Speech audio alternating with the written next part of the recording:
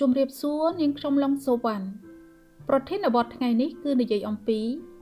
ការព្យាករណ៍ហ្វុងស៊ុយតាមបែបប្រព័ន្ធតារាសាស្ត្រប្រចាំឆ្នាំ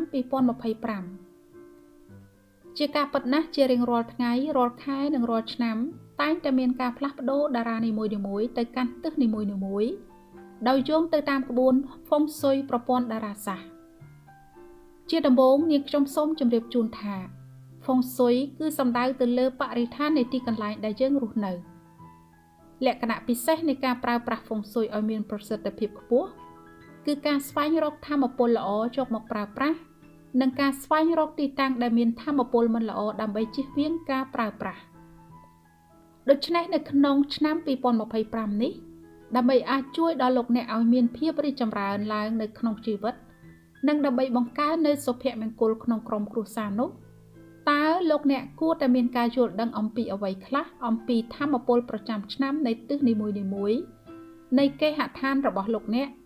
និងកន្លែងប្រកបកិច្ចការងារ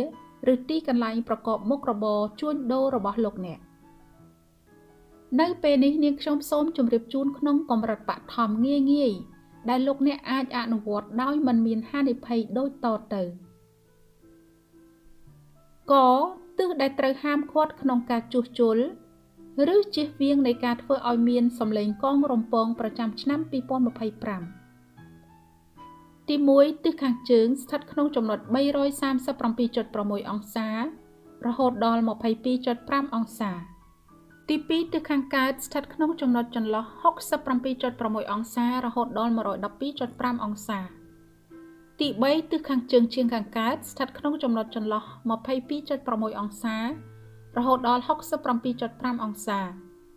ទី4ទិសខាងជើងជាងខាងលិចស្ថិតក្នុងចំណុចចន្លោះ 322.6 អង្សារហូតដល់ 337.5 អង្សា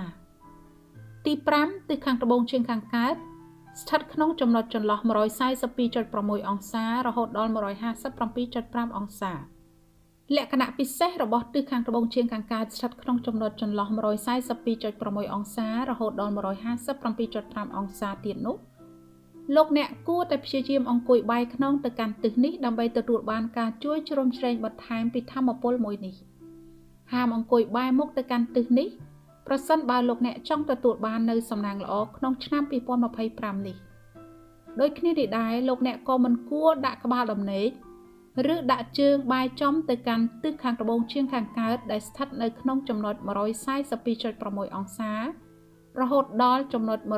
157.5 អង្សានេះឡើយ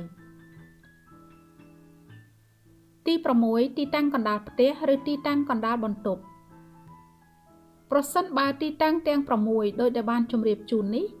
ជាកន្លែងដែលលោកអ្នកចាំបាច់ត្រូវតែប្រើប្រាស់ដែលមិនអាចជៀសវាងបានតើលោកអ្នកគួរតែធ្វើដូចម្តេចវិធីបង្ការដ៏មានប្រសិទ្ធភាពនោះគឺ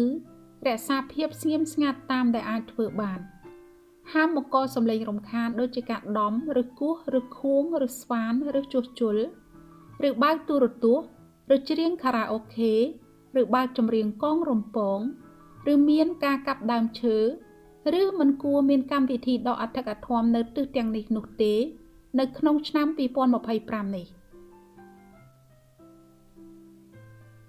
ប្រសិនបើទិសទាំងនេះជាទីតាំងនៃបន្ទប់ដំណេកឬជាទីតាំងនៃគ្រែដំណេកលោកអ្នកគួរតែជៀសវាងការប្រើប្រាស់ជាពិសេសអ្នកដែលមានសុខភាពទន់ខ្សោយឬស្ត្រីមានផ្ទៃពោះឬចាស់ជរាឬក្មេងតូចឬទារក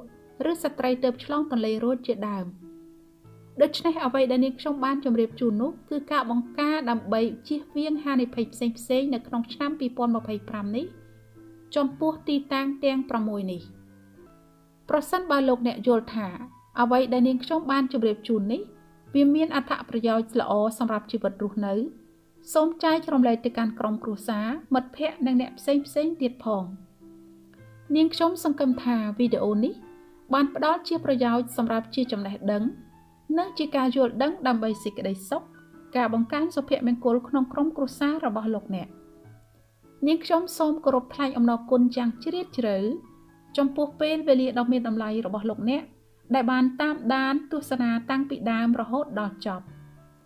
នាងខ្ញុំសូមគោរពជូនពរដល់លោកអ្នកនិងក្រុមគ្រួសារឲ្យទទួលបាននូវសេចក្តីសុខ និងសុភមង្គលគ្រប់ពេលវេលានាងខ្ញុំឡុងសវណ្ណសូមជម្រាបលានិងជួបគ្នានៅវីដេអូបន្តបន្ទាប់ទៀត